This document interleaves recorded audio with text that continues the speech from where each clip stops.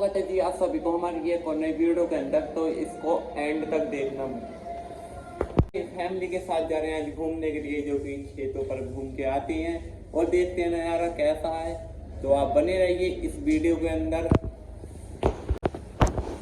और आपको हम दिखाते हैं। हम इस सिलेंडर को उतारेंगे और इसका साउंड देखते हैं फैमिली के साथ कि क्या रिएक्शन करते हैं सब, और रोड पर भी देखते हैं, जो कि हम अपने टोचन राव को लेके चलते हैं खेत पर और थोड़ा सा सामान वामान लेकर आना है, ऐसा लकड़ी भर के। तो वीडियो में बने रहिए।